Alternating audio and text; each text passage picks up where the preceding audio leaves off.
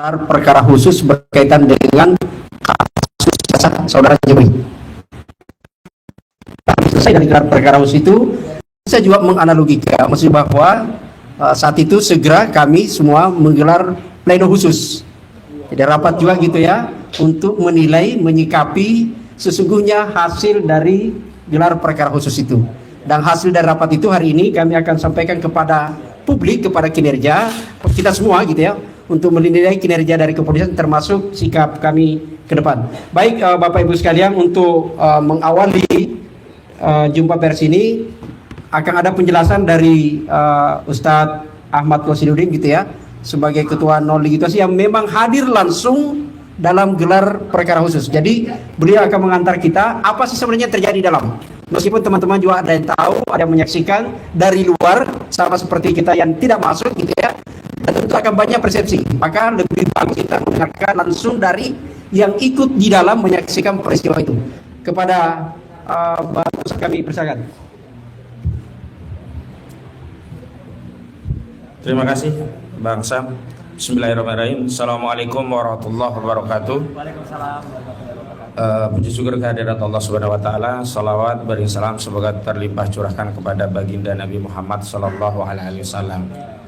Pertama saya perkenalkan, hari ini alhamdulillah kami mengadakan konferensi pers untuk menyikapi gelar perkara khusus Senin 15 Desember 2025 yang lalu yang diadakan oleh Kepala Bagian Pengawas Penyidik Polda Metro Jaya. Di sebelah kanan saya ada Pak Roy Suryo. Assalamualaikum. Ini beliau memang aktor utama dalam kasus ini, makanya disebutnya Roy Suryo CS. Saya jadi terkenal di jalan tuh ditanya, pengacaranya Pak Roy ya? Iya. Jadi yang dikenal Pak Roy ya, saya cuma numpang aja begitu. Bisa. Kemudian di sebelah kanannya ada Bang Medi Juniarto, tim kuasa hukum juga begitu. Yang orang sering bertanya, itu siapa sih yang pakai kacamata selalu nongol, nggak pernah ngomong? Nah ini beliau, Bang Medi Juniarto begitu. Kemudian beliau ini kuasa hukum. Sebelah paling kanan itu ini jenderal diam-diam, cuman sudah purna tugas, purna wirawan. Beliau nggak sombong jadi diam-diam. Beliau adalah Maijen TNI Purnawirawan Pak Sunarko begitu. Terima datang Pak, terima kasih hadir. Kemudian sebelah kiri saya Bang Samsir Jalil. Beliau juga tim kuasa hukum yang hari ini insya Allah nanti akan membacakan sikap kami terhadap gelar perkara itu seperti apa. Kemudian ada Bang Rizal Fadilah. Ini gelarnya beliau ini TSK. Ya. Dan terhambat untuk menunaikan ibadah karena TSK tadi ya. Nanti bisa diceritakan. Kemudian ada Prof. Tono Sabtono. Beliau juga kemarin hadir di sesi kedua memaparkan keahliannya. Ada rekan advokat Baru Zaman.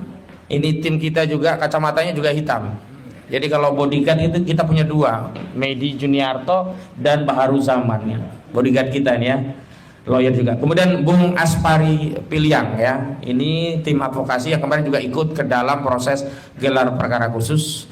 Dan selanjutnya rekan sejawat saya Advokat Kurnia Triroyani yang kemarin juga ikut ke dalam selaku prinsipal.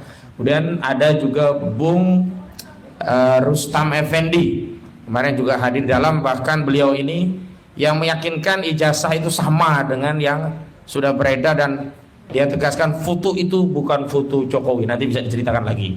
Kemudian di sebelah paling ujung ada Fitran Sadeli, juga tim kuasa hukum yang membersamai kita semuanya. Kemudian tidak kami bersalah semuanya, jelas ada ibu-ibu aktivis dari Aliansi Rakyat Menggugat, juga seluruh tamu undangan yang berkenan hadir. Terima kasih, dan tentu saja kami sangat berterima kasih kepada abang kami Bang Ahmad Yani, Dr. Ahmad Yani SHMA, yang hari ini memang kita berada di kantor beliau untuk mengadakan konferensi pers. Baik, yang pertama saya akan jelaskan apa yang terjadi dalam proses gelar perkara khusus. Dasar dari gelar perkara khusus itu adalah ketentuan pasal 33 Undang-Undang Perkapolri nomor 6 tahun 2011 begitu. Kemudian yang melatar belakangnya adalah dari kami sendiri ada dua surat permohonan gelar perkara khusus. Yang pertama kami ajukan di tanggal 21 Juli 2025. Kemudian yang kedua ada di tanggal 20 November 2025.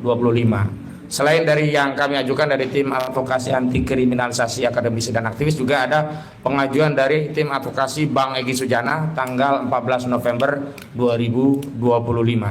Jadi ini yang melatar belakangi adanya gelar perkara khusus.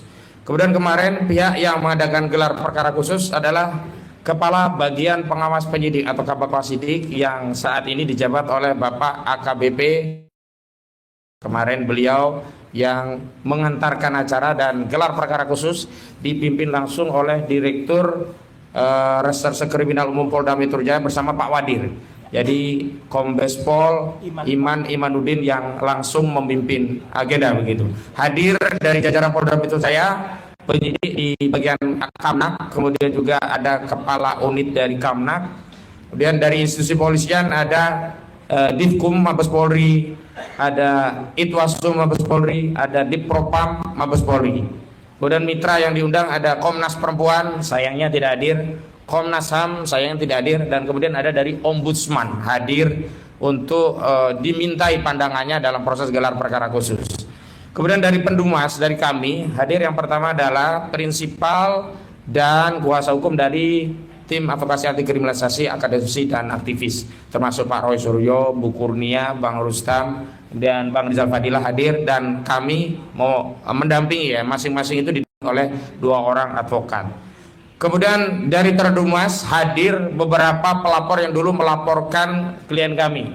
Yang pertama Lecumanan yang didampingi oleh 2 orang, Ade Darmawan dan Boy Randikanu. Namun di sesi kedua pendampingnya ternyata tidak ada legal standing sehingga diminta untuk keluar dari ruangan begitu. Kemudian ada pelapor yakni Joko Widodo yang ternyata kalau untuk urusan hukum nggak mau datang dia. Tapi kalau urusan diskusi media diundang Kompas, datang walaupun sejam, ngomong ngecapruk ya tentang AI dan sebagainya begitu. Tapi untuk urusan yang dia sendiri melaporkan klien kami gitu, dia tidak pernah hadir. Dan ini sekali lagi membuktikan memang tidak ada sisi kenegarawanan yang ada pada saudara Joko Widodo begitu. Dan kuasa hukum yang mendampingi setidaknya ada 4 yang mendampingi kuasa hukum dari saudara Joko Widodo. Jadi nggak fair juga begitu ya, kalau dari Joko Widodo 1 orang didampingi 4, sementara dari kami 1 orang hanya maksimum 2 kuasa hukum begitu. Kemudian ada namanya Andi Kurniawan selaku pelapor. Kemudian ada juga pelapor lainnya namanya Maret Samuel Sweken, itu juga hadir sebagai terlapor Dumas kalau dalam konteks gelar perkara khusus. Dalam konteks kasus ijazah palsu ini dia sebagai pelapor. Jadi untuk diketahui ada 4 laporan yang dikonsolidasi oleh Polda Metro Jaya. Yang pertama dari Lecumanan, kemudian yang kedua dari saudara Joko Widodo, yang ketiga dari Andi Kurniawan, dan yang keempat dari Maret Samuel Sweken gitu. Udah memang ada orang yang tidak jelas legal standingnya tapi sering ngikuti kasus ini, bahkan seolah-olah dialah yang punya perkara. Ya ini saudara Andi Azwan dari Coman. Nah saat itu memang saya persoalkan, dan kepala bagian ya dari pengawas penyidik kemudian juga mempersoalkan, dan akhirnya saudara Andi Azwan meninggalkan ruangan. Kalau bahasa anak sekarang ya diusir keluar gitu. Tapi mereka selalu klarifikasi, kami tidak keluar, ya kami keluar dari ruangan dengan baik. Iya, kalau bahasa di dalam forum resmi kan nggak mungkin, keluar lu kan nggak mungkin begitu gitu. Tapi yang jelas kita persoalkan legal standingnya dan akhirnya keluar dari ruangan. Dan sorenya ternyata ada di sesi kedua juga 2 orang lagi yang dikeluarkan dari ruangan. Baik, itu dari sisi pihak-pihak yang hadir begitu. Adapun secara substansi, pertama dibuka oleh AKBP Mihadi Mirwan dan menjelaskan susunan acara dalam proses gelar perkara khusus. Ada pembukaan, ada sambutan dari pimpinan gelar perkara khusus yakni Kombes Pol Iman Imanuddin. Kemudian dilanjutkan paparan dari penyidik tentang deskripsi kasus, dan ini yang kami juga. Selamat datang Bang Ahmad Yani. Kami persilahkan untuk menempatkan diri. Kalau masih ada yang di depan saling geser mungkin. Nah. Bang, lanjut ya. Oh ada lagi tambah ya. Baik. Ya, jadi kami menduga tadinya akan ada gelar bukti yang dijejer sehingga kami bisa melihat.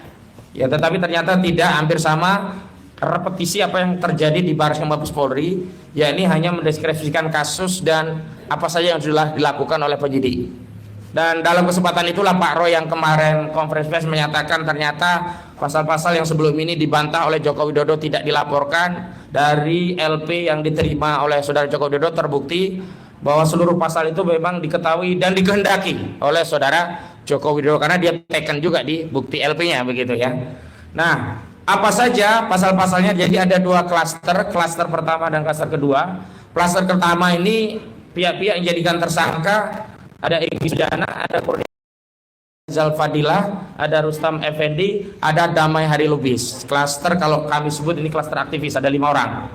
Nah, ini pasalnya ada beberapa pasal. Yang pertama 160 KUHP tentang penghasutan, kedua 28 ayat 2 Undang-Undang ITE tentang apa? Menyebarkan kebencian dan permusuhan.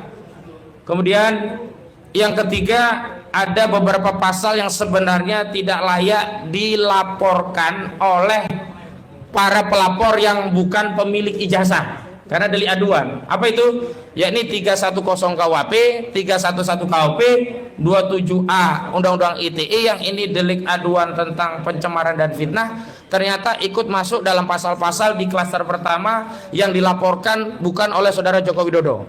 Ya.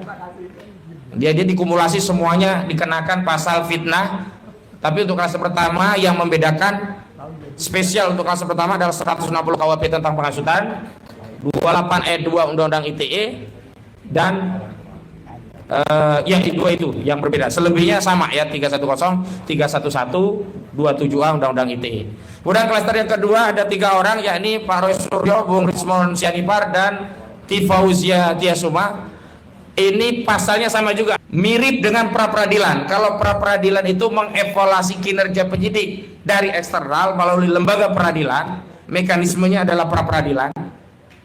Yang bentuk evaluasi itu adalah apakah penetapan tersangka itu dianggap sah atau justru tidak sah. Jika sah berarti penyidikan bisa maka putusan hakim pra peradilan bersifat final and binding, wajib dilaksanakan oleh penyidik sehingga perkara harus dihentikan. Adapun kalau gelar perkara khusus, hasil akhirnya adalah rekomendasi. Apabila dalam proses penyelidikan dan penyidikan ditemukan unsur-unsur yang melanggar ketentuan peraturan perundang-undangan yang berlaku, cara untuk menganalisanya ada 3 hal. Pertama dari aspek kewenangan, kedua aspek prosedur, ketiga aspek substansi. Aspek kewenangan, apakah penyelidikan dan penyidikan dilakukan oleh penyidik sudah sesuai dengan kewenangannya atau dilakukan secara sewenang-wenang, abuse of power. Aspek prosedur adalah apakah tahapan proses dalam melakukan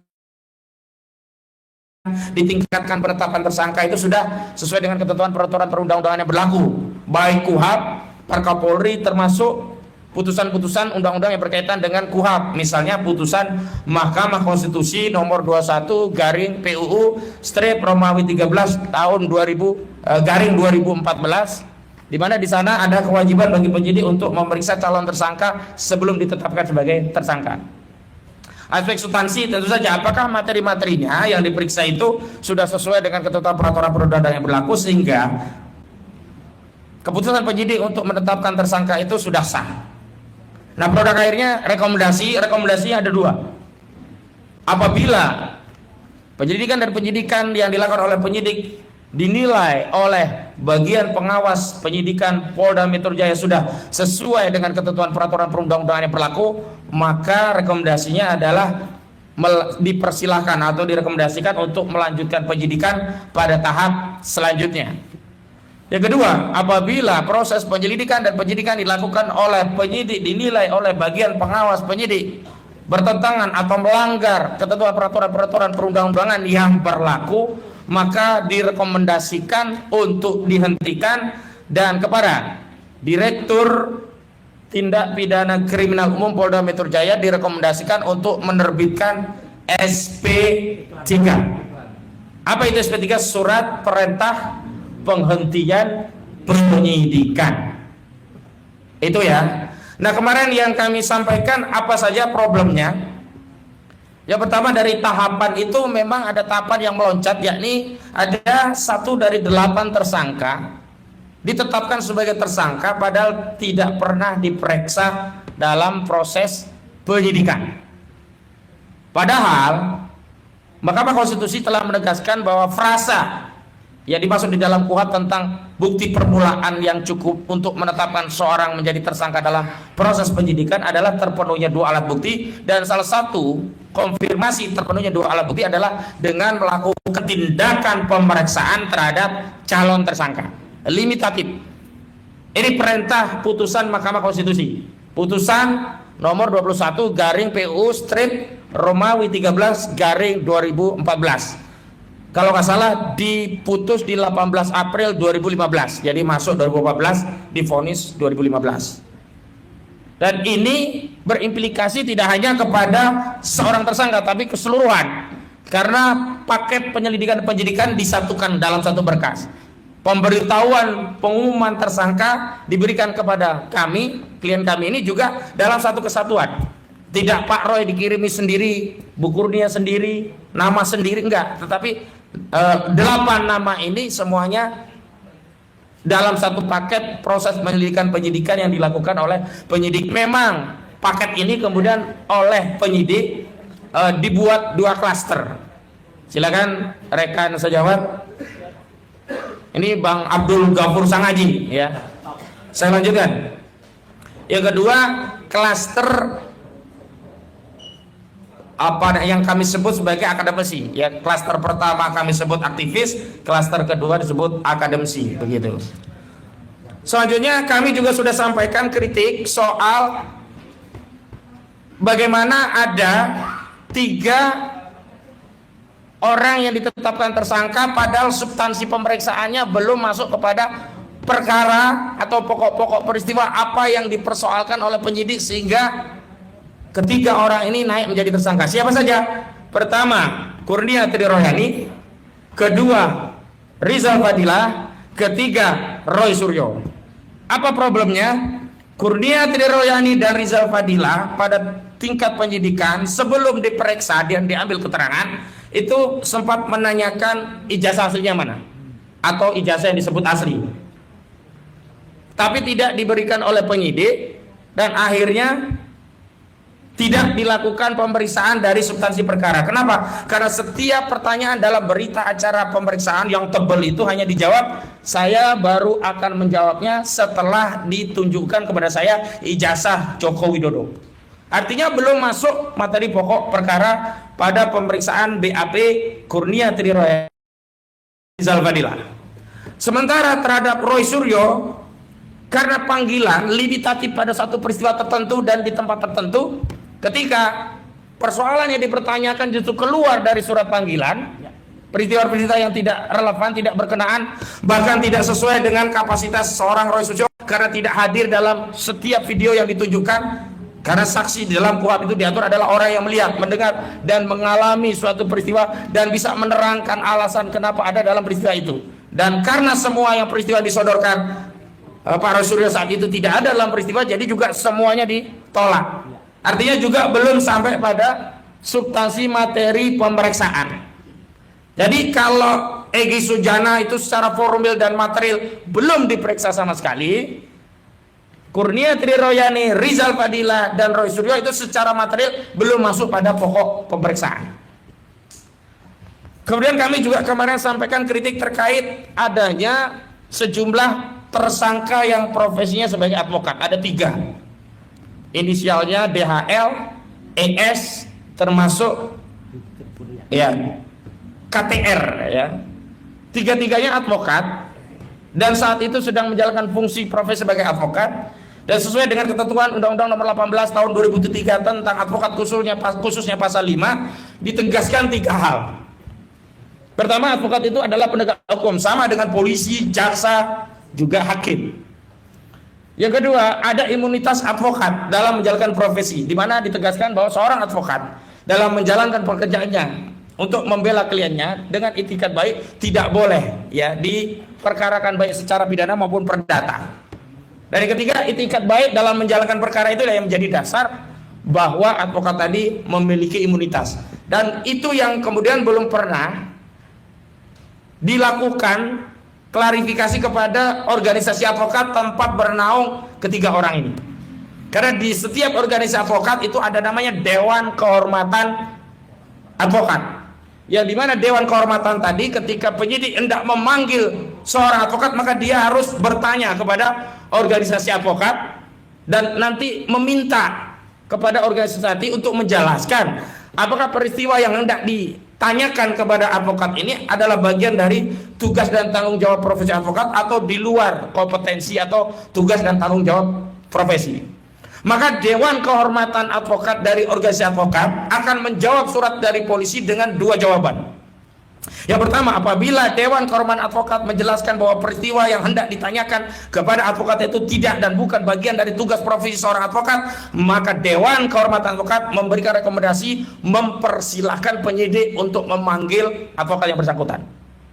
Yang kedua, apabila Dewan Kehormatan Advokat menjelaskan bahwa peristiwa ditanyakan adalah masuk dan terkategori tindakan-tindakan hukum yang dilakukan oleh seorang advokat dalam menjalankan profesinya, maka polisi tidak boleh memeriksa, tapi dipersilahkan mengajukan pengaduan dari siapa yang dirugikan oleh tindakan advokat dan akan diproses di Dewan Kode Etik Advokat.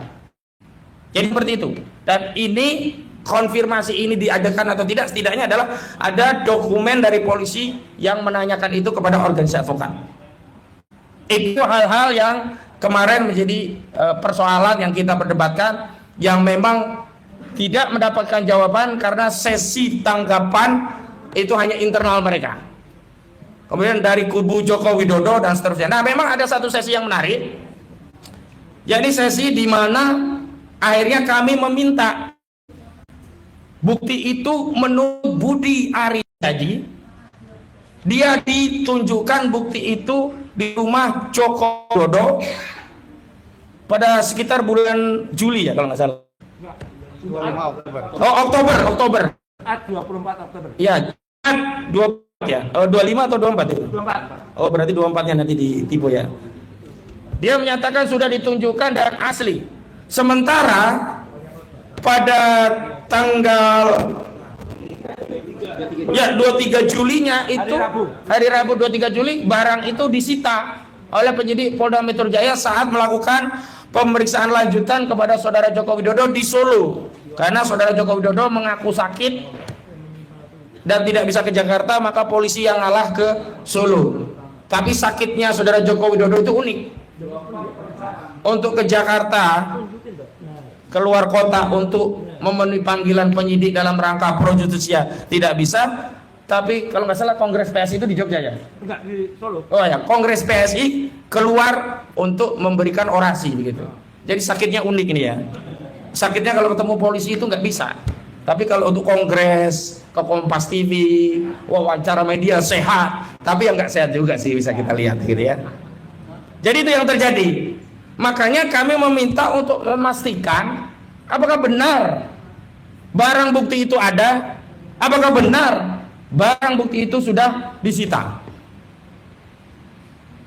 Jadi konteksnya akhirnya itu. Nah, sebelumnya hukum dari saudara Joko Widodo, Yakub Hasibuan beratan dan minta agar jangan ditunjukkan barang bukti itu kecuali nanti saja di pengadilan. Itu. Tapi akhirnya ada oleh Bu Tatun ya kalau nggak salah namanya dari Ombudsman yang menjelaskan bahwa demi transparansi, dan inilah objek yang kami awasi dari Ombudsman, pengawasan tentang kinerja kepolisian apakah melakukan penyidikan transparan, maka sebaiknya ya rekomendasi dari Ombudsman barang bukti itu ditunjukkan. Penunjukan barang bukti itu tidak dalam konteks untuk mendeskripsikan atau menyimpulkan asli atau palsu, tidak. Tapi hanya untuk memberikan barang bukti itu sudah disita oleh penyidik. Akhirnya dalam situasi yang dramatis ya Bu Kurnia, kita semua dramatis, kita bertanya-tanya kira-kira barangnya apa sih kok diumpetin terus gitu. Ya, akhirnya ada proses pengabadian, buka segel, dan pengabadiannya juga bukan oleh kita. Ini hampir sama media yang ada di Solo, boleh ngelihat tapi nggak boleh foto raba dan seterusnya. Dibuka oleh penyidik, kita hanya diperlihatkan. Dan dalam konteks diperlihatkan itu, kita hanya membenarkan bahwa barang bukti itu ada dan disita, itu saja. Jadi tidak dalam konteks apakah itu asli atau palsu. Karena selama ini di beberapa media kubu Joko Widodo memframing, oh udah selesai mereka, udah skakmat, buktinya asli, mereka nggak bisa ngomong-ngomong. Putusan asli atau tidak itu nanti di pengadilan. Bahwa kubu Jokowi tetap yakin itu asli, biarkan saja. Dan kubu Pak Roy Suryo justru makin meyakini itu palsu juga. Kenapa? Karena saya sendiri begitu melihat, ya tadinya saya overestimate. Saya pikir ada barang yang baru begitu ya. Misalkan fotonya itu foto Maradona gitu ya. Fotonya siapa? Ternyata ijazah itu ya sama dengan yang diupload Dian Sandi. Ada foto seorang laki-laki berkumis tipis, manis gitu ya. Dengan bibir tertentu, ya dengan mata tertentu, yang sama yang selama ini sudah kita lihat. Yang menurut Bang Rustam Effendi itu bukan foto Jokowi. Nah, nanti dijelaskan. Iya kan? Berarti saya makin yakin itu palsu. Bang Rustam kemarin. Ya, nanti dijelaskan Bang Rustam ya. Jadi sekali lagi tidak ada yang punya kesimpulan, punya basis hukum untuk menyimpulkan itu asli. Kenapa? Pertama, forum gelar perkara khusus bukanlah forum pembuktian. Kedua, forum gelar perkara khusus tidak berwenang untuk menentukan asli atau tidak. Ketiga, klaim-klaim asli itu hanya dari kubu saudara Joko Widodo. Itu ya. Nah, setelah itu fase sesi pertama selesai, sesi kedua sebenarnya juga sama, merepetisi, cuman penyampainya beda. Kalau sebelumnya dari 3 ada Pak Rizal Fadila, Bu Kurnia juga Pak Rustam, ada Pak Roy, ada Pak Rismon, ada Tifauzia Tiasuma. Kemudian ada 2 ahli yang seharusnya Prof Tono ya ikut hadir untuk kedua untuk memaparkan. 3 ahli. Oh 3 ahli bahkan. Kemudian ada yang kedua Dr. Ridho Rahmadi ya dan Pak Didit. Nanti Pak Roy bisa menceritakan. Nah, intinya apa? Intinya kami ingin sampaikan kepada seluruh rakyat Indonesia bahwa gelar perkara khusus itu bukan forum untuk menyatakan ijazah Jokowi itu asli. Gelar perkara khusus itu hanya bagian tahapan sebelum penyidikan. Kubu Joko Widodo meyakini ijazah itu asli. Sebelum gelar pun memang begitu loh. Sementara kubu Roy Suryo tetap dalam kesimpulan hasil penelitian sebelumnya bahwa ijazah yang disita tersebut nanti adalah 99,9% palsu gitu. Jadi kalau mau fair bagaimana? Ya sudah ditengahi. Objek itu dikeluarkan, diperiksa bareng-bareng, diuji bareng-bareng dengan mekanisme yang disepakati bareng-bareng, dengan metode yang disepakati bareng-bareng. Kesimpulan apapun para pihak harus tunduk. Itu baru fair. Nggak boleh polisi meriksa sendiri di ruang tertutup, ruang gelap. Sementara Pak Roy ini dituduh melakukan fitnah dan pencemaran karena objeknya bukan yang dipegang Jokowi, bukan yang dimiliki oleh penyidik. Tinggal 1 langkah saja kan. Ya sudah, beri akses kepada klien kami Pak Roy Suryo, Pak Rismon dan yang lainnya untuk menguji. Ini yang akan menutup perbedaan pandangan, klaim yang berbeda. Tapi sepanjang itu belum dilakukan, maka jangan salahkan atau Pak Roy Suryo tetap saja dalam kesimpulan 99,9% palsu. Apa yang melatar belakangi? Ya karena objek yang kami lihat bareng-bareng, saya juga melihat itu ya ijazah yang fotonya yang selama ini beredar, yang ada di Dian Sandi, yang ada di KPU, yang ada di KPUD, yang sudah susah payah akhirnya dikeluarkan oleh otoritas penyelenggara pemilu itu. Nah karena itu yang terakhir kami nanti ingin membacakan sikap resmi kami terhadap proses gelar perkara khusus. Namun sebelum pembacaan itu kami punya kesimpulan, proses penyidikan ini cacat prosedur. Sebagai calon tersangka, terlepas alasannya saat itu sakit itu hal yang lain, yang jelas belum diperiksa. Jadi nggak boleh, oh kan yang penting udah dipanggil. Enggak. Putusan Mahkamah Konstitusi itu menyatakan harus diperiksa, bukan cuma dipanggil. Karena itu rekomendasi yang kita tuntut dari proses gelar perkara, rekomendasi penghentian penyidikan, rekomendasi kepada kepolisian agar bisa menerbitkan SP3. Demikian pengatakan dari saya kembalikan kepada Bang Sam. Terima kasih Bang Sam. Ya, makasih. Sebelum ke Mas Roy, saya mencatat. Tidak apa-apa, itu barang bukti. Baik, saya mencatat betul ya, ada 4 yang unik-unik dalam selama gelar perkara, di mana pertama ini kan yang membahas berkaitan soal, jadi kalau ada ijazah palsu, ternyata ada peserta palsu. Oh iya. Ya kan? Saya ulangi, jadi kalau ada ijazah palsu, ada peserta palsu. Oke, sampai kemudian harus dikeluarkan. Yang kedua, kalau ada ijazah palsu, ada pelapor palsu. Karena ternyata kita cek yang melapor itu bukan anaknya Jokowi, bukan ponakannya, bukan anak adopsinya Jokowi, tapi saya tidak tahu posisinya apa. Jadi itu yang ketiga gitu ya. Yang keempat ini adalah ada yang menarik. Ini ketahuan juga nih ternyata. Jadi ada tadi peserta pelapor palsu gitu ya.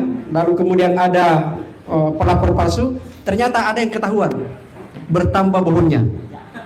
Karena ternyata ketahuan justru dulu menyebutkan dilaporkan itu peristiwa. Ternyata begitu LP-nya dibuka, lah dia melaporkan nama pasalnya langsung. Jadi ini ada ketahuan gitu ya. Ini yang menarik. Terakhir yang saya catat adalah berkaitan soal banyak barang bukti ini seperti dengan Adigium. Banyak tapi sedikit. Selesai tapi belum. Ada banyak barang bukti, lebih 700, tapi tidak semua dibuka. Bahkan ada pembanding yang tidak dibuka. Jadi masih samar-samar. Silakan ke Mas Roy untuk menjelaskan lebih detail lagi. Silakan. Sebentar ya Mas Roy, saya tambahkan. Baik, selain ijazah Joko Widodo, itu juga ada 13 ijazah pembanding yang konon disebut dari UGM. Maksudnya ijazah UGM. Tapi ijazah itu tidak pernah ada. Sehingga walaupun kita melototi bolak-balik, ya barang itu cuma satu, nggak bisa kita bandingkan dengan yang katanya identik itu yang mana begitu. Nanti Mas Roy bisa tambahkan. Silakan Mas Roy. Assalamualaikum warahmatullahi wabarakatuh. Salam sejahtera untuk kita semuanya. Om Swastiastu, Namo Buddhaya. Baik, rekan-rekan sekalian, saya insya Allah tidak akan terlalu banyak mengulangi apa yang tadi sudah disampaikan oleh Pak Ustadz Qosiruddin ya, selaku ketua tim non litigasi, bersama juga saya karena Pak Petrus lagi ada di luar kota kayaknya. Jadi saya sudah sampaikan kemarin ketika ketemu pada saat rapat, saya besok izin untuk paparkan apa yang akan saya ceritakan.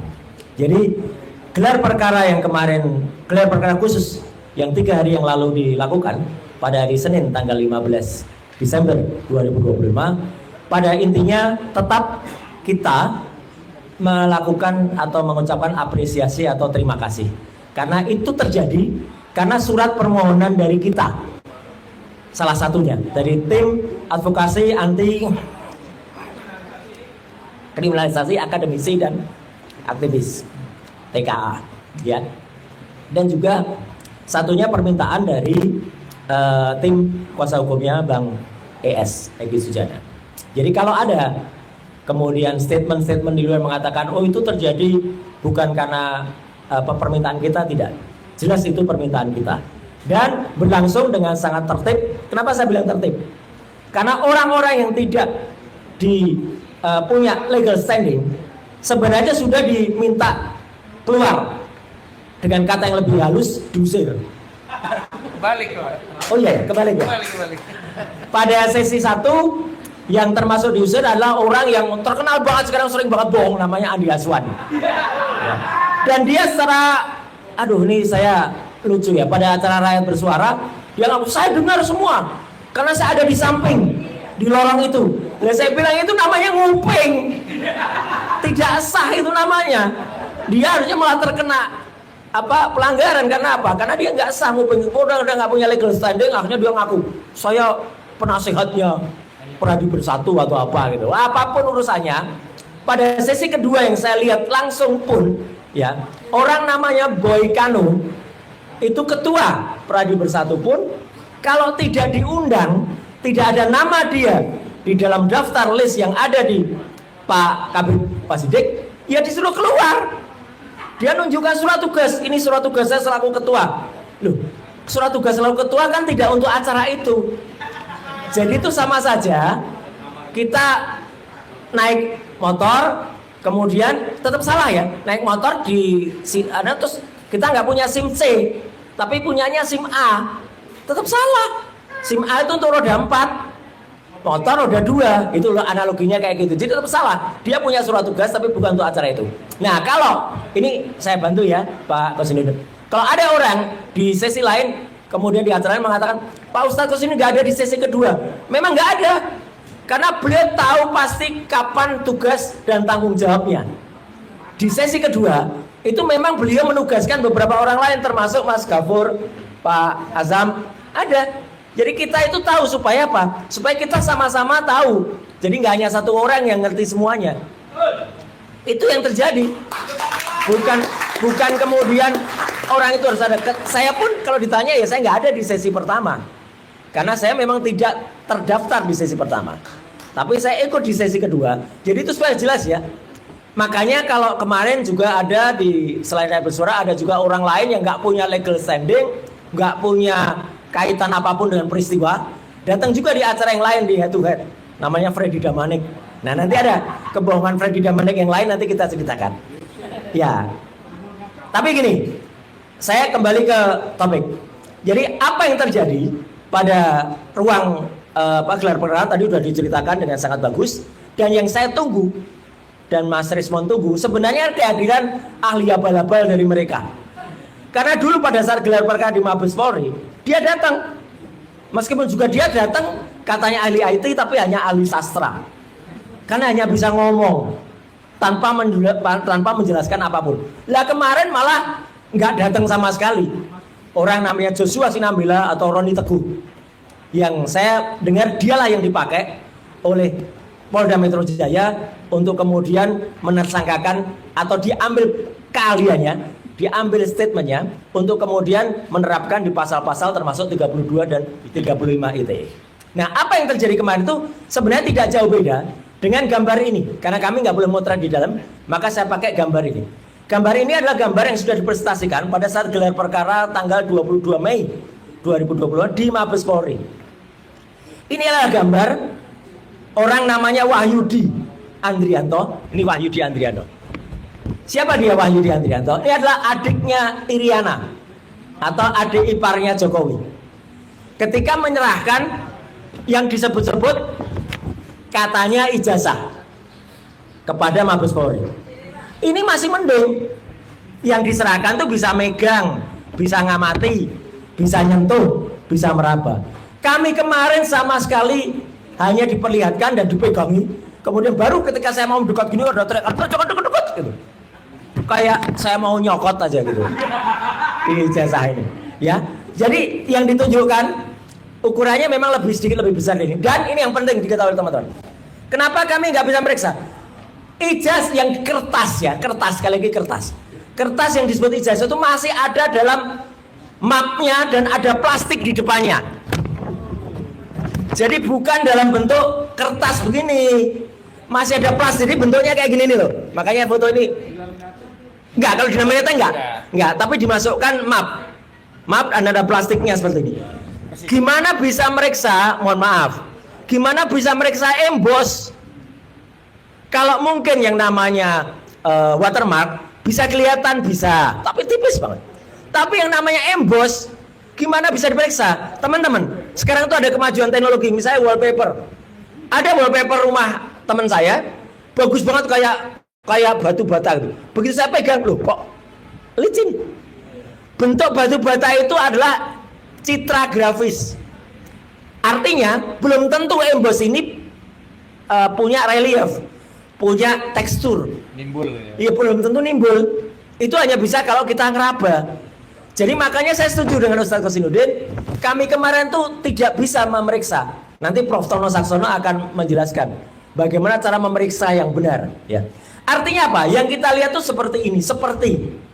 Dan saya langsung begitu lihat, saya tidak langsung kemudian harus mikir, enggak. Langsung saya dalam hati dan juga saya bunyikan kecil kepada Mas Rismon dekat saya, palsu. Kenapa saya bisa memastikan itu palsu? Fotonya sangat kontras seperti ini.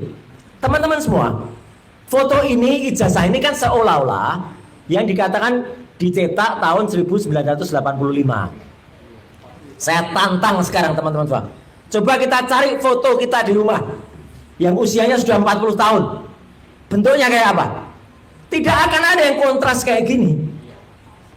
Kalau, nah ini saya ingin tunjukkan kalau saya suami yang sayang ke istri ya. Apa ciri khas suami sayang ke istri? Di dalam dompetnya ada foto istri. Nah, ini aja sudah kabur. Maaf, kecil banget ya. Ini aja udah kabur, padahal ini tahun 90-an foto ini. Ini juga, ini tahun 90-an aja fotonya sudah kayak gini. Jadi artinya, kenapa ini terjadi? Bapak dan Ibu semuanya, teman-teman media, saya terpaksa harus ngaku. Saya selain hobi komputer, awalnya saya itu tukang potret. Bukan hanya tukang potret, tukang cetak foto. Jadi dulu di rumah saya yang lama, di Pakualaman, saya memiliki laboratorium fotografi, laboratorium cuci cetak. Jadi bukan hanya soal nyetak, tapi Prof. Tono nanti mungkin juga bisa sangat mengerti yang saya ceritakan. Dulu kalau kita abstrak foto, ya Bu Kurnia, abstrak foto itu klise itu ditaruh di atas enlarger. Dari enlarger, kertas fotonya nggak bisa langsung dibuka, buka langsung gosong dia. Ada kamar namanya dark room, kamar gelap, disinari dengan lampu merah. Kenapa merah? Karena intensitasnya dia nggak akan rusak kertas itu. Ini detail saya ceritakan. Kemudian kertas foto setelah disinari, dia dimasukkan developer, pengembang. Setelah itu pakai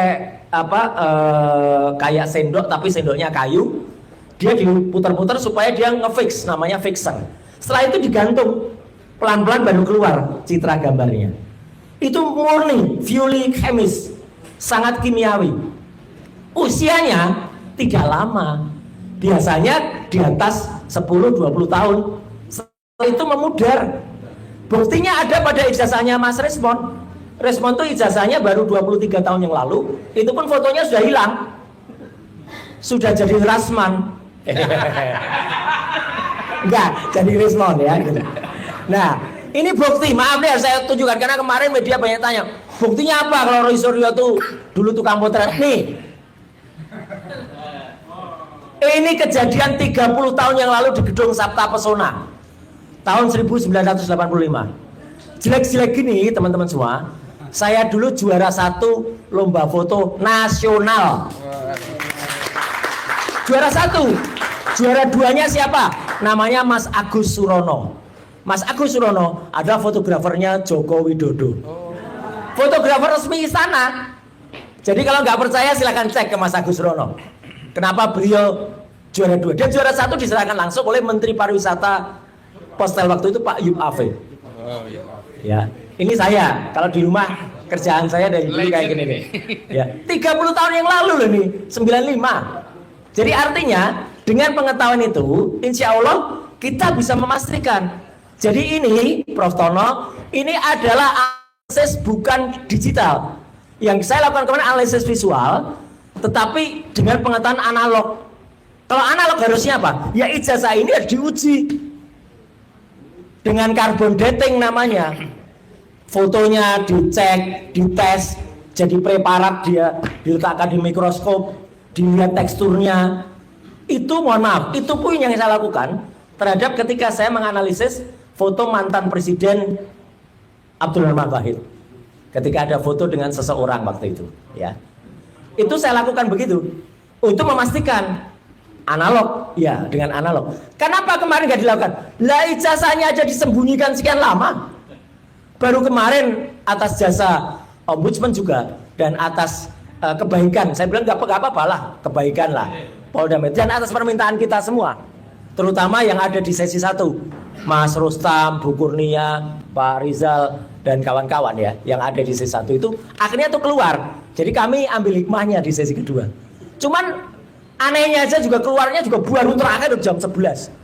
Harusnya kan dikeluarkan di awal, kalau mau fair dia biarkan. Jadi selama sesi itu kita boleh lihat, boleh meriksa. boleh ngucek-ngucek. Enggak lah, kalau ngucek-ngucek enggak lah. Jadi artinya apa? Ini kan aneh. Jadi kalau ada pertanyaan, Roy Suryo sudah lihat ada emboss, ada watermark? Tidak. Saya tidak melihat emboss, karena kalau emboss itu harus dipegang dan dia bergelombang. Saya hanya bisa melihat gambaran-gambar yang diolah seolah-olah itu emboss. Saya tidak boleh bohong. Ahli nggak boleh bohong. Saya nggak boleh mengatakan tidak ada. Tipis banget tapi itu saya tidak boleh memastikan itu emboss atau enggak. Karena itu hanya seolah-olah gambaran dari sebuah emboss. Dan foto sekali lagi, saya berani pastikan 99,9% palsu. Kalau ini dikatakan dicetak di tahun 85, tidak mungkin. Hasil foto kualitasnya seperti ini. Dan masih tetap ada ciri-ciri di mana ini adalah ada garis di pinggir, reprinting lagi, ada kayak cacat ini. Dan kenapa? Kalau mau fair, keluarkan dari plastiknya sehingga kita bisa lihat tebalnya seberapa kertas itu. Kertas itu yang ini semua sekaligus membantah apa yang sudah dilakukan atau kebohongan, setidaknya kebohongan 2 kali yang dilakukan oleh orang yang pertama nama Judi Ari saya biasanya menyebutnya. Judi Ari karena tadi sudah disebutkan tanggal Rabu 23 Juni. Konon itu disegel, ada segelnya kemarin. 24 penetapan penyegelan itu. Tapi pada hari Jumat 24 Oktober ya, orang namanya Judi Ari keluar dari rumah di Sumber Solo mengatakan itu asli. Bapak lihat asli. Tidak hanya satu orang yang bilang gitu. Semalam ada pengakuan konyol juga dari orang namanya Freddy Damanik. Dan dia mengatakan, coba putar rekamannya. Tak putar rekamannya. Tak kasihkan host waktu itu Mbak Elvira. Cuman nggak ditayangkan oleh Mbak Elvira. Karena apa? Rekaman yang itu adalah dari TV lain. Oh, gak enak ya. Gak enak. Etikanya nggak boleh. Tapi Mbak Elvira mendengarkan, iya. Karena apa? Freddy Damanik bilang, saya bilang scan. Mana ada bilang scan? Di rekamannya jelas gak ada kata-kata scan itu. Saya bersama Pak Abdul Ghafur semalam di CNN. Jadi dia tadinya bilang scan, setelah saya punya rekamannya, pucet dia. Ya, apalagi di skakmat oleh mahasiswi kemarin. Ada pertanyaan di skakmat juga oleh Mas Ghafur. Jadi kebohongan orang-orang ini jelas ada rekamannya ketika di Sumber itu, di stasiun TV. Ada di Tribun, ada di Kompas, ada di mana. Saya memang semalam yang CNN. Sayangnya dalam waktu yang sangat sempit tengah-tengah acara nggak karena udah itu wilayah besar. Tapi yang jelas apa? Waktu itu mereka mengatakan melihat ijazahnya. Jokowi mempertunjukkan ijazahnya tanggal 24 Oktober. Padahal katanya itu sudah disita tanggal 23 Juli. Jadi yang ditunjukkan itu apa? Tambah lagi orang namanya Andi Aswan menunjukkan 2 kali pada tanggal 19 dan 25 November. Dia mengatakan scan asli. Ini scan saya dapatkan langsung. Padahal itu dia hanya merubah image dari Dian Sandi. Kenapa saya bilang merubah? Karena aslinya gambar logo UGM itu segi 5. Ketika ditampilkan oleh si Andi Aswan, jadi pateng pletot. Ini loh pateng pletot kayak gini. Dan itu sudah saya ukur. Nih skalanya. Kalau diukur terlihat banget dia nggak lurus. Ijazah asli kayak apa? Nih loh ijazah asli. Ini aja dari jarak 1 meter aja orang lihat semua emboss, lihat semua watermark. Yang kemarin tidak sejelas ini loh watermarknya, jangan disamakan dengan ini. Enggak, tipis banget watermarknya. Embossnya apalagi. Dan kalau mau lihat lagi bentuknya yang murni logo itu kayak apa? Nih kalau ada orang tanya. Ini ijazah dari orang namanya Roy Suryo. UGM ini asli. Tuh lihat ijazahnya beda nggak? Logonya beda nggak? Jelas banget ini, detail logonya rapi.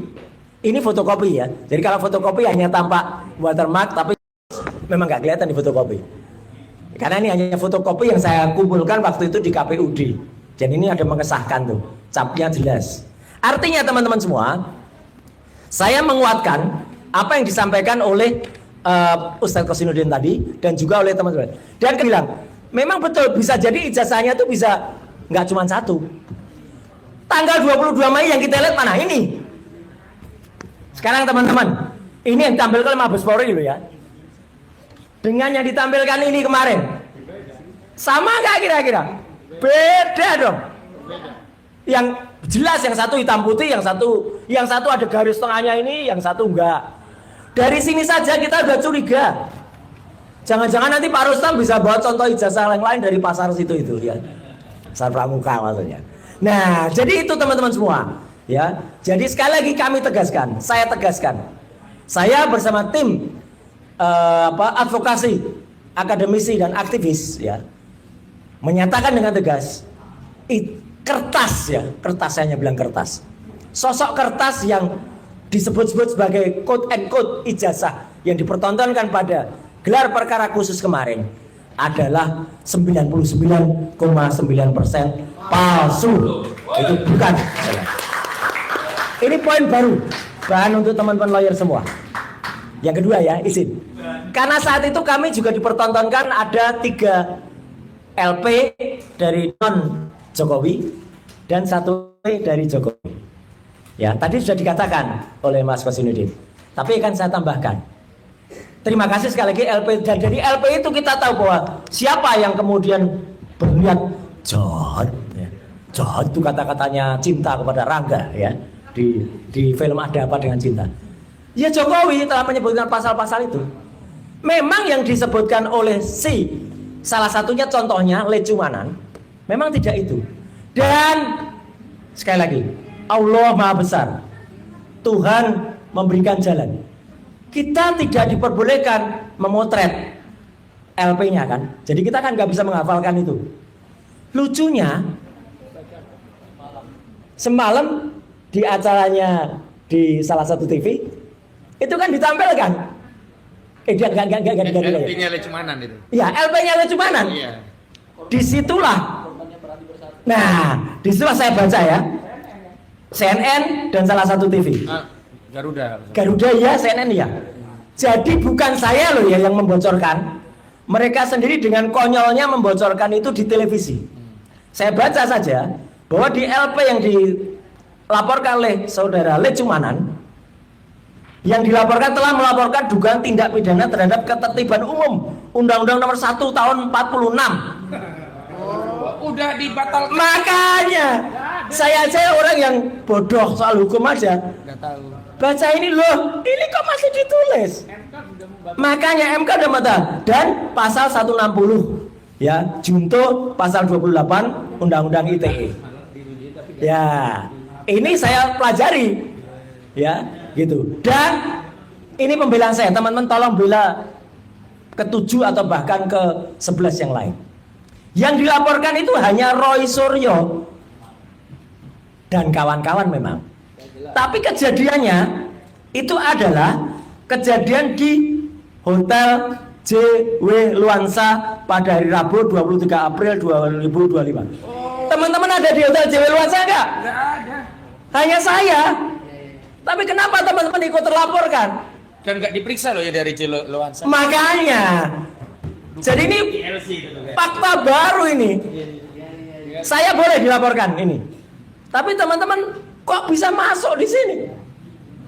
Sama saja dengan saya disebut-sebut hadir pada tanggal 16 April di Solo. Katanya Roy Suryo ada tapi ngumpet. Gimana bisa ngumpet? Tanggal 16 April itu saya hadir bersama para purnawirawan di Jakarta Utara.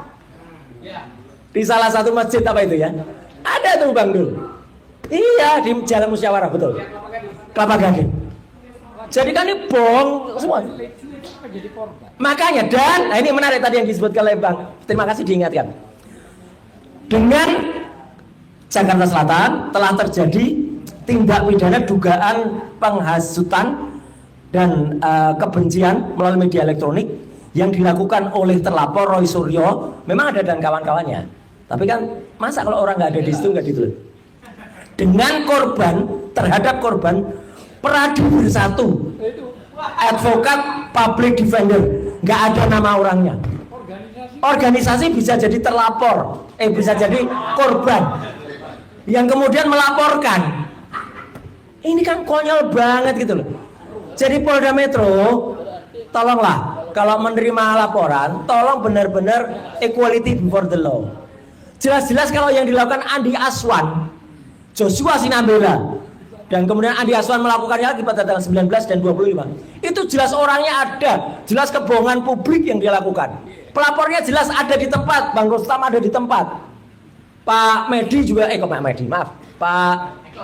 Bukan satunya yang lapor, satunya Beni juga ada. Tapi kenapa kemudian itu dia diterima? Padahal saksinya ada, korbannya ada. Dan itu pasal 3235. Iya, 3235 itu bukan pasal pengaduan. Karena saya yang bikin undang-undangnya. Jelas betul, silakan baca naskah akademiknya. Jadi supaya tidak terlalu lama, teman-teman, silakan itu dibahas ya nanti. Jadi memang ini kan nampak ya, bahwa kalau memang ada niat itu harus dilakukan dengan baik. Persoalan itu kan harus sebenarnya harus bisa. Jokowi itu mau main pendek atau mau main panjang?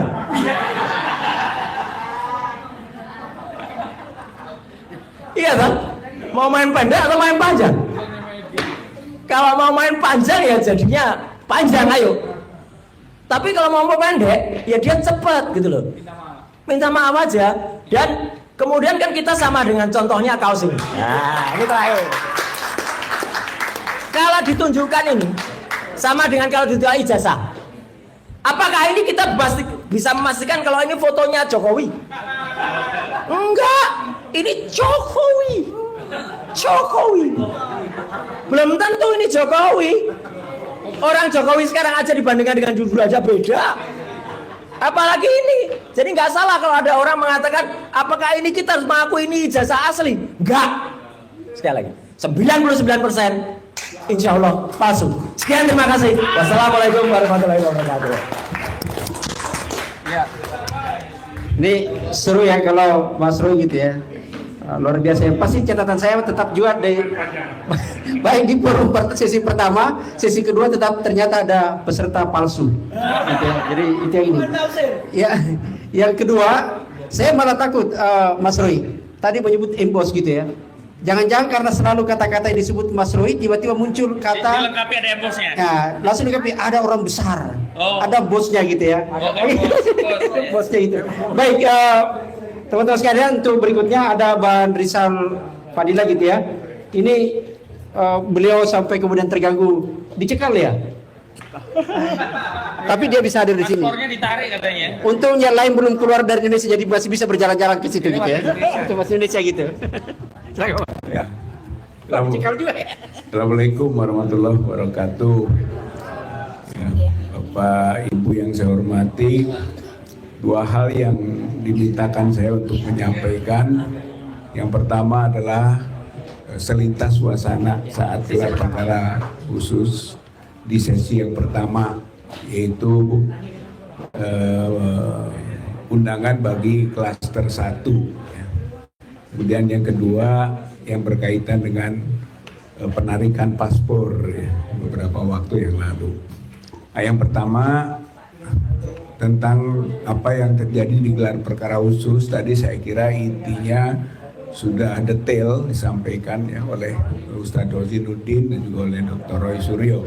Tapi tambahannya adalah bahwa ada 3 hal di sana yang menarik menurut saya, dan itu menjadi perjuangan daripada baik prinsipal maupun kuasa hukum prinsipal ya, yang diwakili oleh tim advokasi anti kriminalisasi aktivis dan akademisi, yaitu adalah semangat kita bersama untuk meminta kepada pihak Polda Metro Jaya agar menunjukkan ijazah Joko Widodo yang asumsi kita disita oleh pihak Polda Metro Jaya.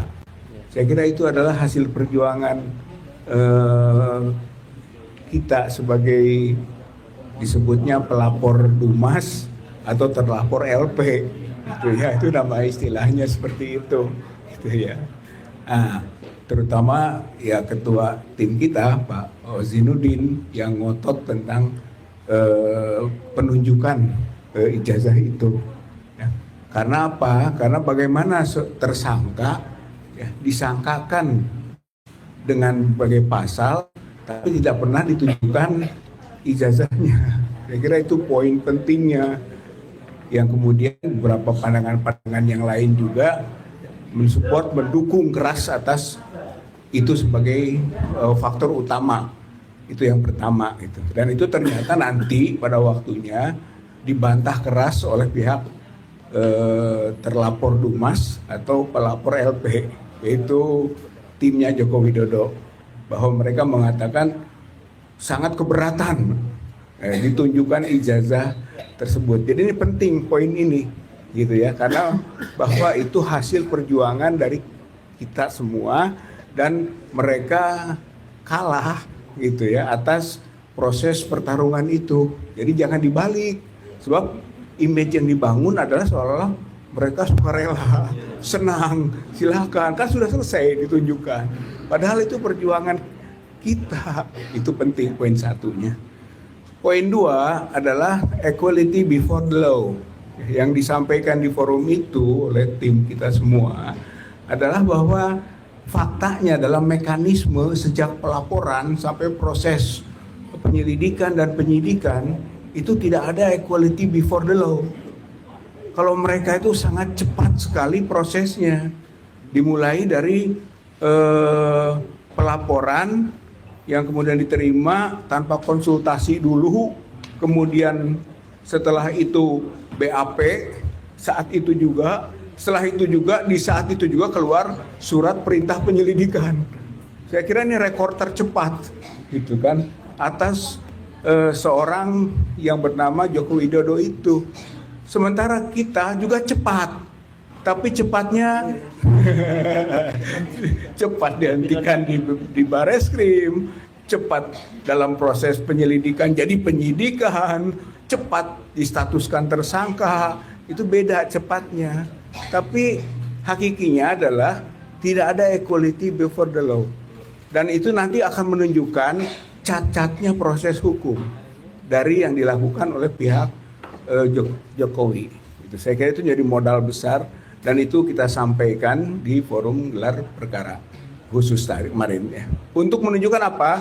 Bahwa kasus ini kasus yang cacat hukum yang dilakukan oleh mereka dan itu menjadi unsur daripada kelak bisa ditetapkan rekomendasi penghentian penyidikan yang telah tadi disampaikan oleh Ustadz Hosinuddin. Nah kemudian juga di samping masalah mekanisme prosedural ya, yang bermasalah secara peraturan perundang-undangan baik KUHP maupun Perkap yang mereka buat sendiri, itu adalah kaitan dengan kok bisa penyelidikan menjadi penyidikan yang menurut kami semua unsur-unsur pidananya tidak akan ditemukan gitu. Misalnya seperti tadi gitu kan di klaster 1 dituduhkan atau disangkakan atau dilaporkan pasal 311 dan 310 pencemaran dan fitnah gitu kan. Lalu bagaimana ada pencemaran fitnah kalau tidak ada bukti tentang status aslinya dokumen? Itu misalnya selesai, gampang kok. Gitu. Kemudian ada pasal 160. Masa seorang polisi nggak ngerti pasal 160 itu penghasutan. Penghasutan itu menurut putusan MK itu sudah diubah dari delik formil menjadi delik material, yaitu harus ada bukti dulu peristiwanya, dan itu tidak ada. Saya kira ini yang gampang sekali bagi seorang polisi untuk bisa membaca itu, sehingga dengan bersusah payah dibangun image seolah-olah ada gelar perkaranya mereka sendiri yang akhirnya menyatakan ditingkatkan dari penyidikan karena ini peristiwa pidana. Gitu ya, itu gambaran yang mungkin saya kira itu kompetensi dalam daripada pihak kuasa hukum tentunya, tapi bagi kita yang melihat ini mudah sekali dan itu disampaikan waktu gelar perkara khusus itu kan 60. Jadi yang pokok 310, 311, 160 zong, bullshit sebagai dasar pemidanaan, gitu kan. Apalagi sampai ke penetapan status tersangka. Itu poin-poinnya, gitu kan. Sehingga menjadi dasar juga bahwa kalau tidak ada pidana, ya tentu tidak ada tersangka, gitu ya. Itu menjadi dasar laginya rekomendasi yang dikeluarkan oleh pihak Polda Metro Jaya dalam hasil gelar perkara khusus, rekomendasi penghentian penyidikan, gitu, atau SP3. Saya kira ini poinnya. Nah, itu peristiwa atau gelar perkara khusus yang kemarin. Ya, saya kira dari sisi itu kita melihatnya para prinsipal dan kuasa hukum, pelapor Dumas, terlapor LP sebetulnya boleh dikualifikasikan menang, gitu ya. Argumen dan menang juga desakan, ya, sehingga akhirnya yang diputuskan dari perdebatan kedua pihak adalah buka, gitu kan, walaupun itu dengan ijtihad dan berdasarkan atas pendekatan religius segala lah, ya gitu kan, dari di Reskrimum Polda Metro Jaya, Pak Kombes Imanuddin. Jadi ada dua Udin, ya. Udin Imanuddin dan Udin Hosinuddin, ya, yang disebutkan kemarin juga sambil gurau. Ya, tapi intinya dibuka hasil perjuangan kita, maka sukses itu dibuka, gitu kan, dilihat. Hanya tidak boleh diraba dan tidak bisa dirasakan. Artinya itu agenda berikut. Jadi kalau menurut saya itu agenda berikut. Agenda berikutnya apa? Dia tadinya mau menunjukkan perbandingan, gitu kan? Apa yang disebut dengan komparasi ijazah yang sudah ada ini disimpan di situ, tapi tidak bisa dibuka karena tidak ada kuasa hukum yang bisa menjamin, gitu, katakanlah persetujuannya pembukaan itu.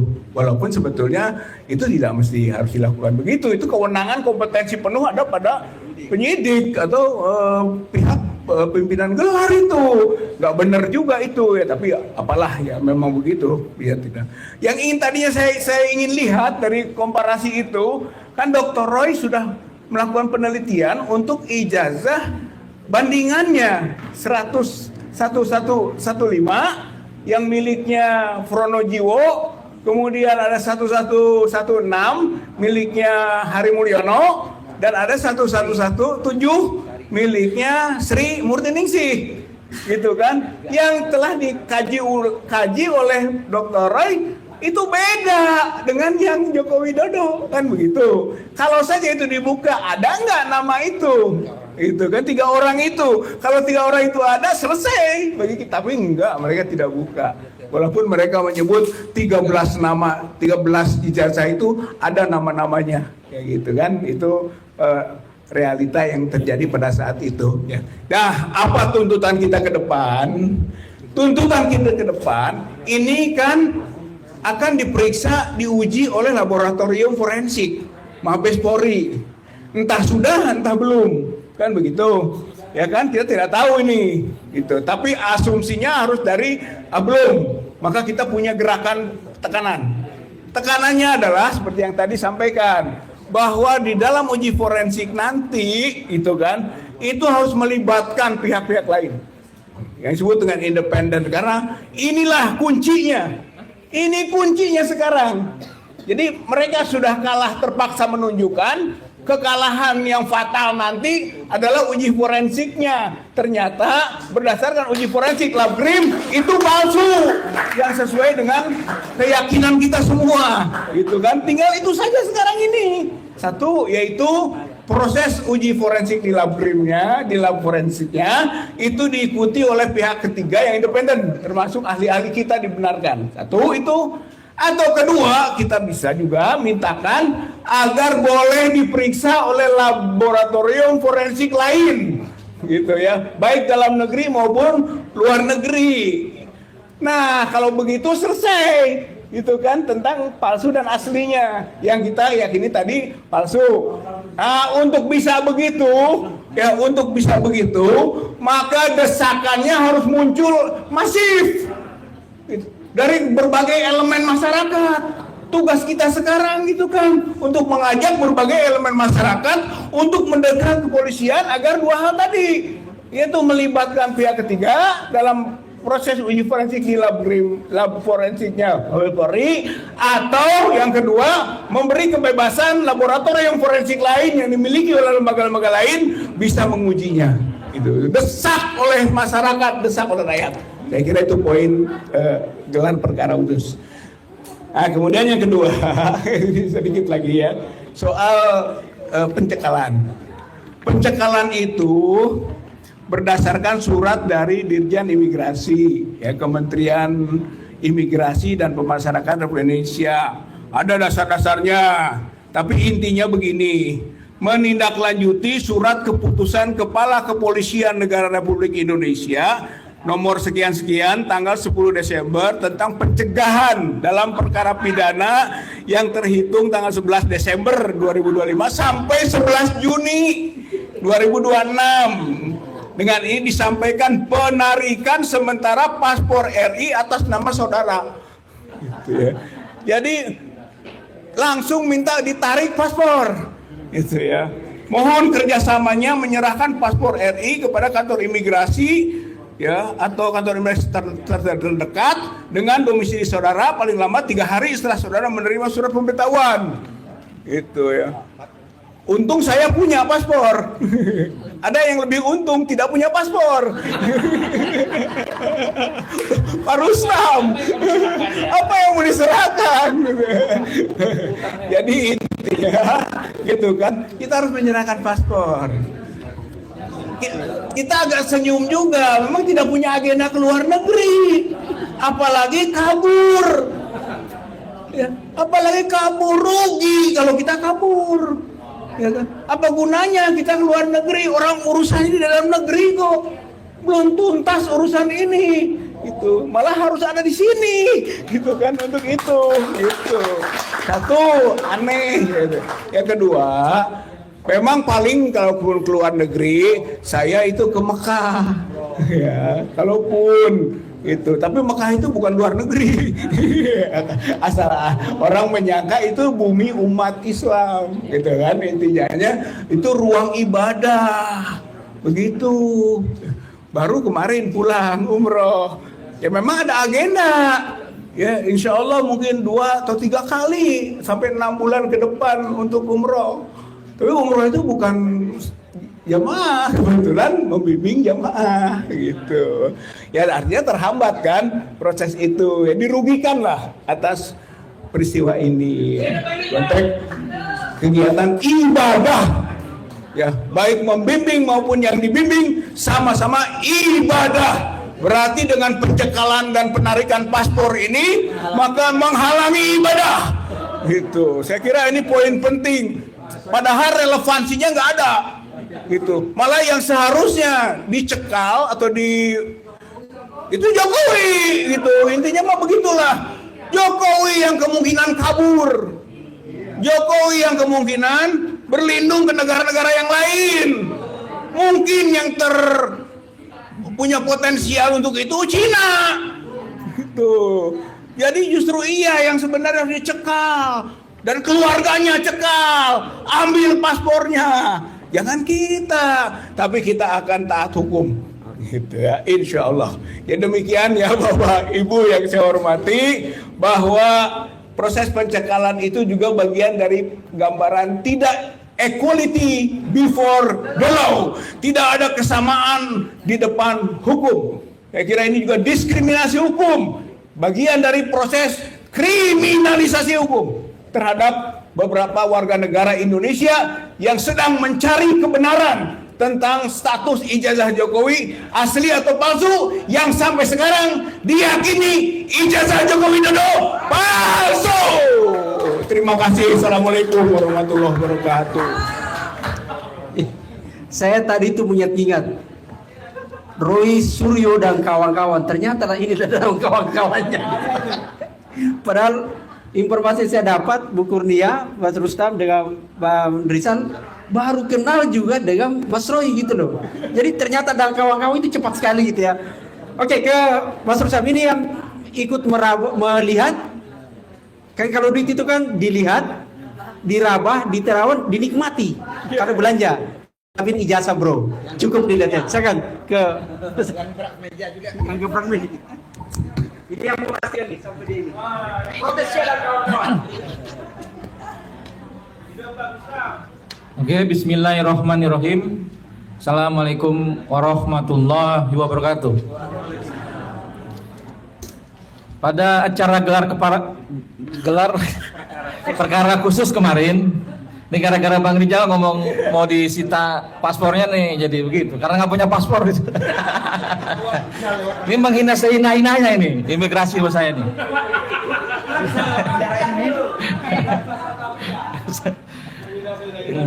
Saya salah satu yang ada di ruangan itu. Saya sedikit cerita. Sepertinya Jokowi pegang banyak ijazah ini kayaknya nih.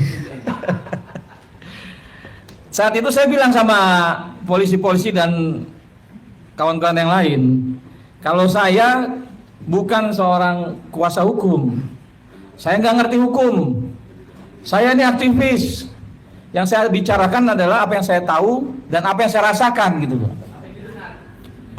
Jadi ketika berkepanjangan berdebat, berdiskusi, kita pada titik akhirnya aja. Polisi akan membuka yang katanya ijazah yang disembunyikan udah bertahun-tahun ini gitu loh. Nah, kami agak was-was juga ini kan. Dan kuasa hukumnya Jokowi juga was-was juga gitu kan. Agak dia si anaknya Otto agak kanan kiri ya kan. Saya juga kanan kiri biar sama-sama kan gitu. Nah, ketika mulai dibuka itu ada rasa was-was lah gitu. Akhirnya dipotong lah, dibuka lah itu semua, digunting dan suruh hadir. Setelah dibuka itu, wah bergerombol ke sana. Itu memang saya ada di situ, itu tidak boleh disentuh, tidak boleh difoto, cuman diletakkan di atas meja. Nah, jadi saya juga bingung ini polisi ini mau ngapain ini gitu loh. Jadi pas dilihat itu, yang moto pun itu harus dari polisi gitu loh, dari jarak jauh lah, dari depan sana gitu loh. Nah, ketika dilihat itu, polisi agak-agak, wah bangga lah, wah ini alat bukti ini asli segala macam gitu kan. Yang di depan juga kita agak-agak diam juga, terdiam. Pas ngelihat itu, diam juga, saya tambah was-was lagi. Waduh, ini pada diam juga nih. Akhirnya saya dipanggil sama Bang Kosinudin. Bang Usam sini lihat-lihat. Ya mau nggak mau deh saya bangkit dari duduk saya. Dengan sangat terpaksa, ketika saya dekat, ada jarak 1 meter, saya belum melihat, cuma saya intip aja tuh. Saya intip, ya fotonya foto yang kemarin. Artinya saya bilang sama polisi, Pak polisi ini mah palsu, itu bukan foto Jokowi. Lihat aja mulutnya, kacamatanya. Polisinya tadi sedang senyum-senyum, agak bingung juga ngadepin saya gitu. Saya tahu pelakunya, saya bilang. Nanti saya kasih tahu nomor teleponnya, saya bilang. Bapak catat nomor saya. Oh, enggak, saya udah punya nomor Pak Ustam katanya. Oh, bagus, saya bilang. Jadi artinya apa yang dilakukan polisi kemarin itu cuma untuk membuktikan kalau dia telah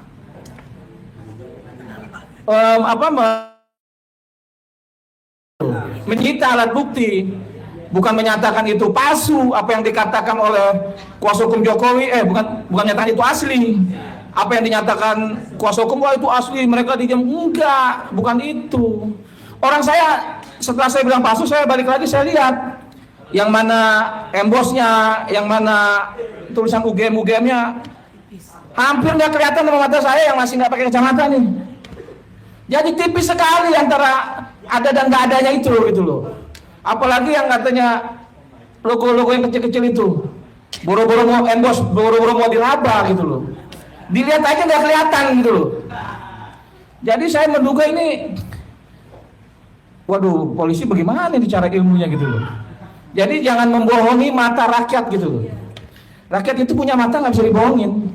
Coba ditanya kepada orang-orang lain di luar sana, apa itu foto Jokowi dengan bibirnya yang tebal, dengan kacamatanya, dengan hidungnya, dengan kupingnya? Pasti saya yakin sebagian besar bilang itu bukan Jokowi gitu loh. Kumisnya juga tipis, coba dia jadi diedit tarik kumisnya ini ke sini pindahin ke Jokowi muda kan pasti nggak ketemu gitu loh. Jadi saya bilang kalau itu memang saya yakini, makanya saya bilang ketika itu dibuka oleh polisi, malah saya meyakini itu palsu. Karena saya kan mencari, kalau palsu itu pasti ada pembuatnya. Saya ini mencari siapa pembuatnya. Kemarin saya ketemu kawan saya, bilang kita ini berperang dengan kawan-kawan kita sendiri yang membuat ijazah itu gitu loh. Nah inilah yang akan kita jejaki. Makanya saya selalu sebut Eko Sulistyo. Lo tampil Eko. Kami menduga Eko Sulistyo, Ketua KPUD Solo, terlibat dalam ijazah palsunya Jokowi. Temuin tuh Mas Indro Cahyono, tapi kan sampai saat ini nggak tampil-tampil si Eko itu. Jadi artinya, apalagi tadi melihat alat bukti yang dibawa oleh Mas Roy. Setahu saya memang apa yang dia hadirkan di Bareskrim Mabes Polri itu fotokopi. Fotokopi yang ada garis tengahnya, artinya dilipat. Nah, tapi kemarin itu mulus, tidak ada lipatan. Dan terlihat memang lebih kayak baru gitu loh. Nah, fotonya juga tajam memang. Kayaknya nggak ada itu tahun 80 kan pasti ada mulutnya tebal jadi tambah tebal lagi karena tintanya melebar kan gitu. Tapi ini enggak kan. Nah, kupingnya juga harusnya tambah panjang lagi karena melebar tintanya gitu. Ini kan enggak. Jadi artinya dengan mata saya aja yang tidak mengerti soal analisa ini itu, mata telanjang gitu kan. Jadi tolong Pak Jokowi berkaca-kacalah di rumah gitu loh. Di kamar mandi kah, di kamarnya kah. Tolong berkaca, apa itu muka saya gitu loh. Tapi jangan dibandingkan dengan yang sekarang, pasti jauh berbeda. Yang sekarang ini kan ada botak Pak Jokowi. Itu kan masih agak rambut belah tengah gitu loh. Jadi kalau menurut saya Jokowi berhentilah berbohong begitu. Kita kan rakyat nggak bodoh gitu. Terus saya ini kan, saya juga punya foto masa kecil ya, apalagi SMA sampai sekarang. Saya punya identik itu alis saya agak naik gitu kan. Dari dulu sampai sekarang ya begini. Iya kan? Terus juga saya punya hidung agak agak mancung ke dalam gitu loh. Dari dulu juga begini gitu loh. Tapi ketika saya lihat Pak Jokowi itu alisnya kok berubah tambah turun kayak celurit ke bawah, agak aneh juga. Kalau perempuan mungkin berubah dari tebal dibikin kayak kan gitu. Bibirnya juga begitu. Bibir Pak Jokowi bagus, yang asli gitu loh. Tapi kok di foto itu tebal. Kalau perempuan ditebal-tebalin mungkin oke juga gitu loh. Artinya kan Jokowi ini kan laki-laki beneran gitu loh. Nggak mungkin lah dia merubah itu untuk kelihatan lebih bagaimana gitu. Jadi saya menduga sekali sesuai dengan apa yang dikatakan analisa Mas Roy, Bang Rismon, Dr. Tifa, kalau itu bukan fotonya Jokowi. Artinya saya juga meyakini sekali kalau itu memang bukan fotonya Jokowi. Jadi nggak usah lihat aja foto itu jelas kelihatan sekali gitu loh. Nah setelah itu foto SMA-nya juga dikasih lihat, tapi nggak ditaruh di meja. Cuman ada aja dipegang. Ini foto SMA. Saya melihat antara foto SMA dengan foto kuliah itu juga berbeda. Foto SMA itu kayak mohon maaf, kayak agak gondrong, kayak putih-putih begitu kulitnya kan. Kayak keturunan Chinese begitu. Tapi kalau yang ini kan yang dilihat kemarin kan kayak jauh banget gitu, memang jauh banget gitu. Jadi aneh lah. Nah terus tambahan saya itu mengenai ada kawan juga rekan-rekan kuasa hukum yang sampai menangis gitu. Itu lucu juga kalau saya bilang mah ibu lebay. Jadi nggak pas di luar saya bilang juga ibu ngapain ibu nangis-nangis lihat foto Jokowi, lihat ijazah Jokowi saya bilang gitu kan. Yang bilangnya gini asli, saya bilang itu fotonya beda. Oh iya emang fotonya sih beda dia bilang gitu. Jadi apa yang dikatakan ibu itu Kalau menurut saya ini kelebayan seorang perempuan aja lah. Jadi jangan orang juga wah dibikin begini langsung Bang Egy dibilang katanya percaya ijazah saya palsu. Saya rasa nggak percaya juga Bang Egy ijazah saya palsu itu ibu itu aja yang lebay, saya bilang begitu. Nah, kira-kira saya sampai hari ini saya masih mencari tahu gitu loh. Apakah ijazah Jokowi itu dibuat di pasar pramuka? Apa bukan? Ya kawan-kawan saya masih mencari orang pembuatnya. Jadi saya bilang sama kemarin di acara itu, kalau kalian mau memenjarakan kami dengan kata itu ijazahnya asli, tapi sedangkan pembuatnya itu aja berkeliaran, masih berkeliaran, saya bilang. Artinya itu ada yang buat ijazah. Nah, sekarang kalau kita bandingkan tadi yang saya bilang pertama kali dikasih di Bareskrim, fotokopi ijazah Jokowi itu berbelah, ada garis lipatan. Tiba-tiba kemarin saya lihat itu ijazahnya itu mulus, masih bersih. Saya menduga ijazah Jokowi yang dikasih lihat di Bareskrim fotokopi itu dengan yang kemarin apakah sama? Jangan-jangan ini saya menduga dibuat lagi nih. Seharusnya ada lipatan dong saat itu.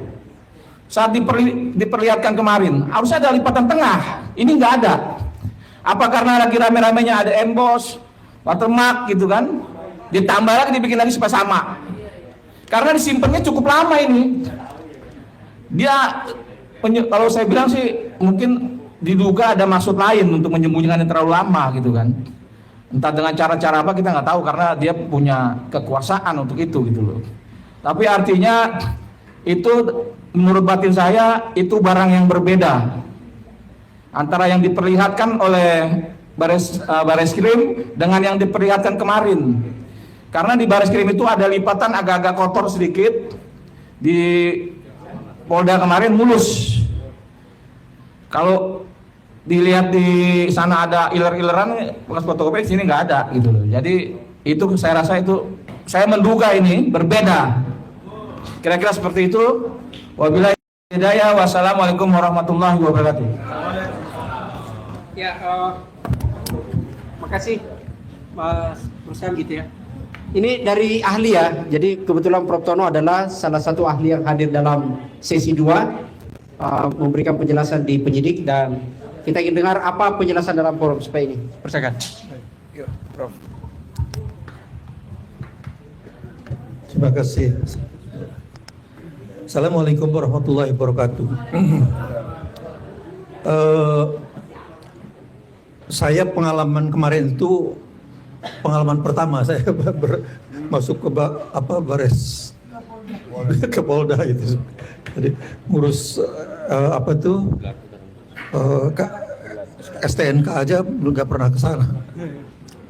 Oke, tapi memang pengalaman kemarin itu sangat ini ya. Yang pertama sekali kesannya itu memang kita dibuat lelah gitu ya. Kita sudah menunggu lebih dari 10 jam itu. Kita menunggu baru kemudian ijazah itu diperlihatkan.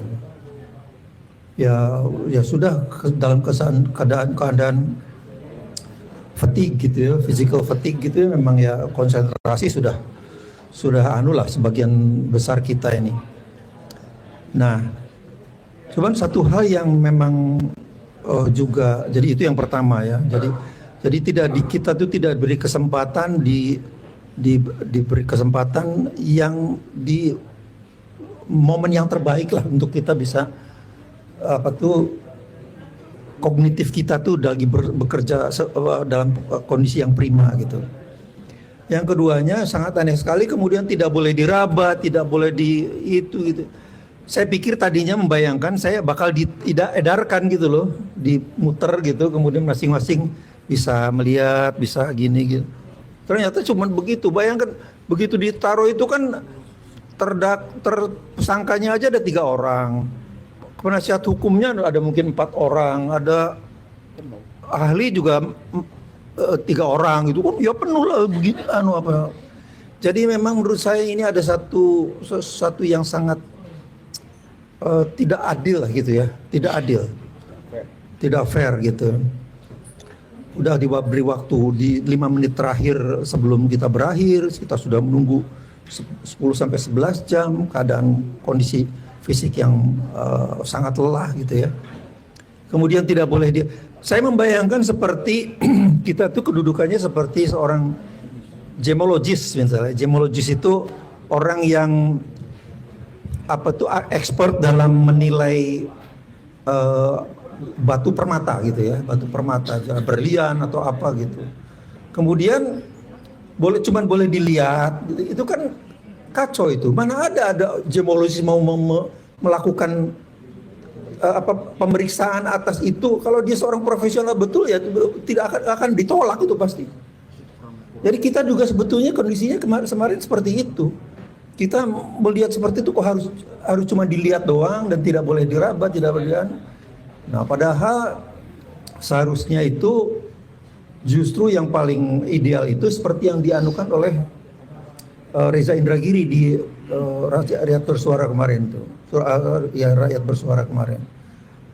Bikin badan independen yang tidak bias gitu ya. Kemudian ya kelompok independen lah gitu. Laboratorium forensiknya kalau bisa juga ada kemudian ahli-ahlinya dianukan, dan apa yang dilakukan oleh polisi itu juga harus dibuka. Tidak boleh kemudian cuma sekedar tahu hasilnya aja ini identik gitu.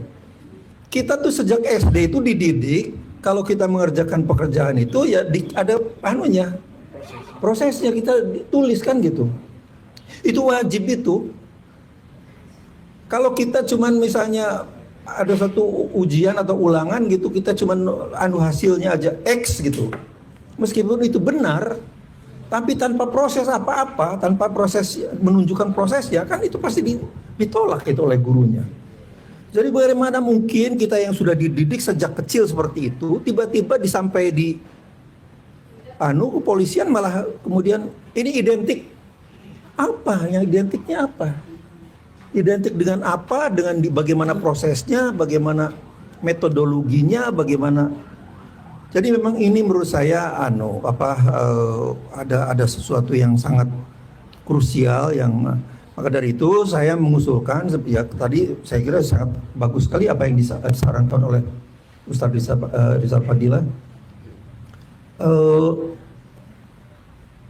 Ada lembaga independen, ahli-ahli yang independen, kemudian terus apa yang dilakukan oleh kepolisian itu harus terbuka. Ini juga harus penting sekali. Kita tuntut bahwa kepolisian berikan prosesnya. Kemarin kan lihat fotokopi ijazah lihat itu ijazah. Iya. Secara orang ahli nih pandangannya Profes itu kecenderungannya. Ya begini ya, dalam kondisi yang seperti itu saya juga terus terang saya juga malas gitu loh. Kalau bagaimana mungkin orang kita bisa melihat sesuatu bisa objektif melihat cuman di itu. Tapi yang jelas sangat jelas itu betul kalau foto itu kok tampak baru. Itu terus memang tidak ada lipatan itu. Cuman memang kalau tidak ada lipatan itu kan bisa jadi bahwa itu di fotokopinya sudah dilipat kemudian di scan lagi kan gitu ya. Jadi itu Tapi yang jelas itu fotonya itu sangat baru. Dan tolong saya juga Pak Roy Suryo barangkali ya. Ada. Udah izin ya. Seingat saya ukuran ijazah saya UGM itu tidak mungkin masuk ke ke map itu. Itu kok bisa masuk seperti itu? Ukurannya besar kok punya saya. Dia tidak mungkin bisa masuk ke map yang seperti itu. Kecuali kalau itu dibikin khusus gitu ya. Tapi masa mau bikin khusus? Saya coba di cross check lagi dengan apa yang dianukan oleh Pak Roy Suryo. Tapi memang saya adalah generasi tua ya. Saya lulus tahun 79. Jadi memang apakah mungkin sudah ada perubahan ukurannya? Jadi itu juga harus kita cross check lagi apa anunya. Tapi yang jelas adalah saya kira itu polisi harus membeberkan hasilnya, prosesnya jangan cuma hasilnya. Kemudian bentuk lembaga independen atau komisi yang independen yang tidak bias gitu, tidak berpihak. Kemudian Yang paling penting juga, tidak kalah pentingnya juga, semua ijazah baik punya Jokowi dan punya 13 yang lain yang dianukan itu di scan dengan resolusi tinggi. Scan dengan resolusi tinggi itu kemudian kita uji, kita lakukan pengukuran lah gitu ya dengan akurat gitu. Saya kira itu harus dilakukan itu, karena ada uji forensik yang lainnya juga, misalnya untuk secara kimiawi, misalnya carbon datingnya gitu ya, kemudian tintanya, umur tintanya itu juga. Tapi itu polisi harus betul-betul transparan, jangan kemudian dicari hasil diberikan hasilnya aja bahwa ini sudah identik. Itu menurut saya enggak ini. Jadi yang berwenang itu memang sekarang berdasarkan undang-undang adalah polisi. Tapi ya jangan sewenang-wenang gitu ya kan. Berwenang itu bukan berarti harus bisa sewenang-wenang, karena kalau seperti itu artinya kemudian memperlakukan kita ini semua ya sudah, lu percaya aja dah sama gua kan gitu. Kan nggak bisa dong seperti itu. Jadi ini yang menurut saya scan dengan sebaik-baiknya, kemudian kita lakukan pengukuran yang detail antara huruf, antara foto, bagaimana detailnya, tadi soal bibir, lebar bibir, ketebalan telinga, jaraknya berapa, dengan foto-foto Pak Jokowi yang sekarang. Ya, itu harus kita lakukan.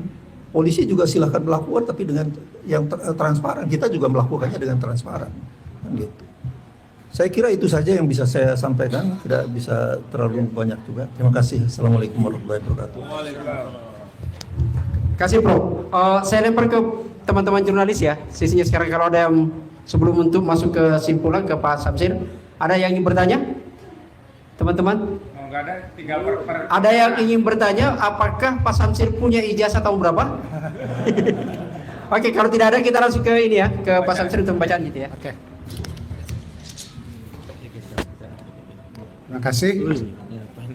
Assalamualaikum warahmatullahi wabarakatuh.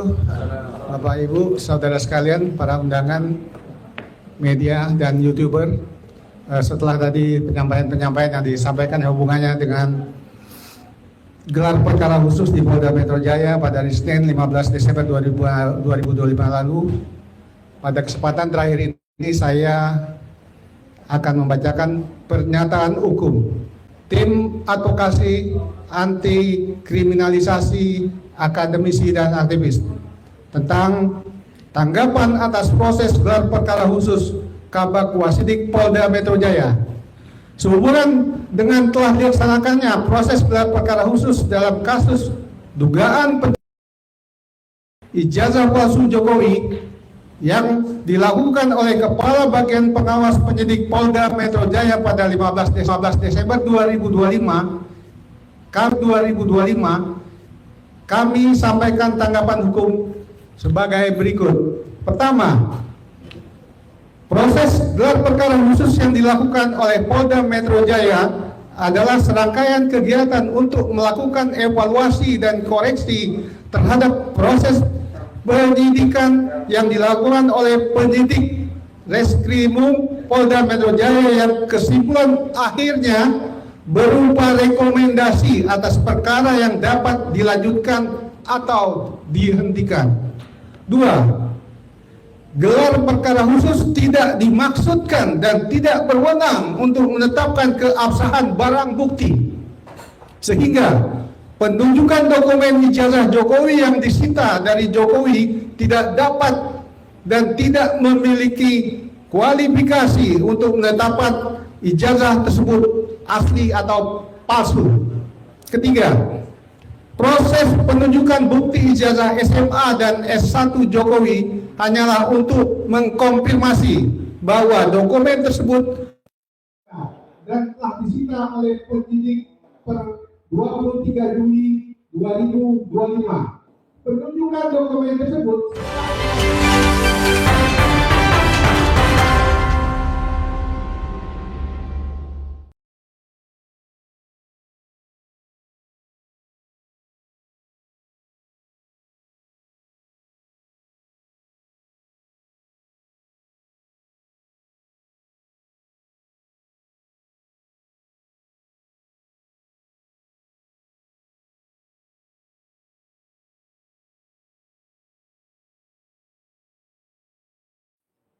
bertentangan dan melawan putusan Mahkamah Konstitusi nomor 21/PUU Des 13/2014 yang mewajibkan pemeriksaan calon tersangka sebelum ditetapkan sebagai tersangka.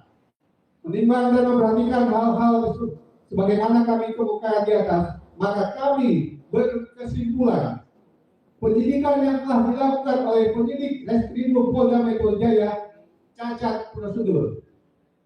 Karena itu, Kepala Bagian Pengawas Penyidik Polda Metro Jaya sudah semestinya merekomendasikan penghentian penyidikan dan merekomendasikan Direktur Reserse Kriminal Umum Polda Metro Jaya untuk segera mengeluarkan surat perintah penghentian penyidikan atau SP3. Demikian pernyataan hukum disampaikan Jakarta 18 Desember 2025. Tim Advokasi Anti Kriminalisasi Akademisi dan Aktivis, Kuasa Hukum Roy Suryo dan kawan-kawan. Tertanda Petrus Restinus Sarjana Hukum, Koordinator Litigasi Ahmad Hodinuddin Sarjana Hukum, Koordinator Litigasi. Ya. Oke, terima kasih teman-teman semua.